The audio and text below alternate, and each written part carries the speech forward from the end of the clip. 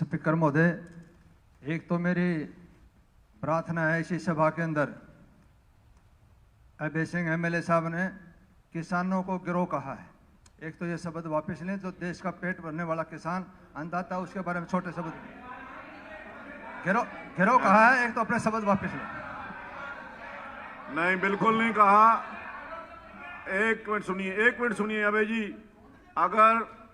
अगर अभय सिंह जी ने किसानों को गिरोह कहा है तो वो डिलीट हो जाएगा, लेकिन मुझे जहां तक सुनाई दिया है उन्होंने अभय सर मैंने सुना, जब मैं आपको बताना चाहता हूं। नहीं दूसरी, अगर कहा होगा, गिरोह कहा होगा तो डिलीट हो जाएगा।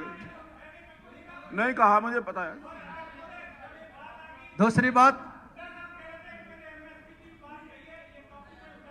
भाई अभय सिंह, बीच में टाइम की शॉर्टेज है। 10 मिनट का टाइम मिला है, मुश्किल से हम भी बैठे यहाँ सुबह से।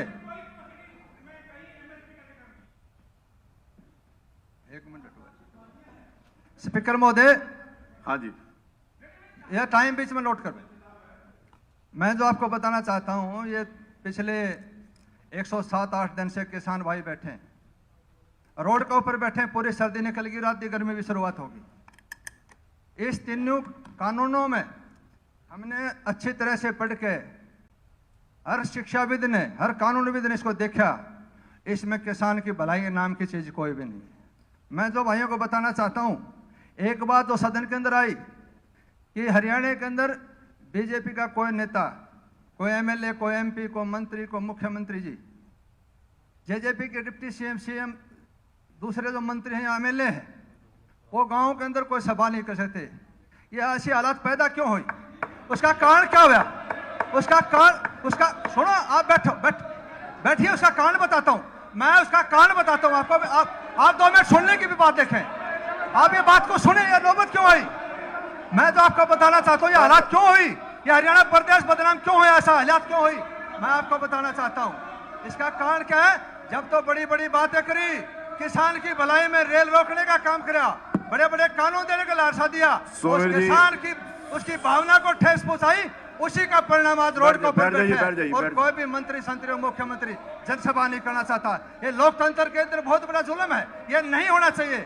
इसलिए मैं कहना चाहता हूं सदन से, ये किसान के हक में ये सदन बैठी है। पूरा हरियाणा प्रदेश ये कृषि प्रधान प्रदेश है, यह सबसे ज्यादा खेती करने वाला सबसे मजबूत प्रदेश है। तो इसलिए विधानसभा के अंदर कोई प्रस्ताव लेके हमने सेंट्रल गवर्नमेंट को भेजना चाहिए कि हम किसान के हक में हमें।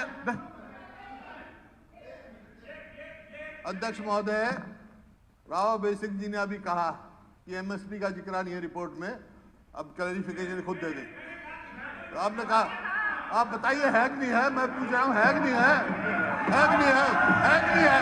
है कि नहीं है? ये बताओ। आप देखिए, बात सुनिए कि मैंने पूरी तरह नहीं पढ़ी थी और मैंने नहीं पढ़ा वो, ठीक है। मैं ये मानता हूँ, आपने मुझे दिखा दिया, पर आप ये भी मान लो प्राइवेट मंडी की रिकमेंडेशन आपकी की हुई है, ये भी बात मान लो आप। ये तो रिकॉर्ड की बात है। अभय सिंह, मेरे विधायक जी से प्रार्थना है, आपको अवार्ड मिल गया, इसके बारे में ज्यादा चिंता करनी तो नहीं, आपकी जो ड्यूटी थी पूरी हो ली। इसलिए मेरी प्रार्थना है माननीय स्पीकर महोदय, इस किसान, मेरी एक सभी माननीय सदस्यों से निवेदन है कि हम बहस करें, चर्चा करें, हल्ला ना करें। मैं कह रहा हूं, ठीक है, उन्होंने कोई गलती की है तो मुझे कोई दिक्कत नहीं है। अगर मतलब हम पार्लियामेंट्री वे से, सभ्य तरीके से चर्चा कर सकते हैं तो वो करनी चाहिए। ये हल्ला गुल्ला करने का कोई मतलब नहीं है यार। फिर वही बात है, आप ज्यादा, सबसे ज्यादा तो आप ही बोलते हो। चलिए सोमीर जी। स्पीकर सर, ये जो है किसान की आत्मा की आवाज है, और आज पूरा हिंदुस्तान का किसान, जब पंजाब के भाइयों ने नेतृत्व किया, उसके बाद पूरे देश का और यूनियन के सेक्रेटरी ने कहा कि सबसे बड़ा जन आंदोलन है। लोकतंत्र के अंदर इससे बड़ा आंदोलन कोई देखा नहीं, हमने तो देखा नहीं, इसलिए लोकतंत्र के अंदर सर गणे जाते हैं। इस किसान की अनदेखी क्यों की जाए?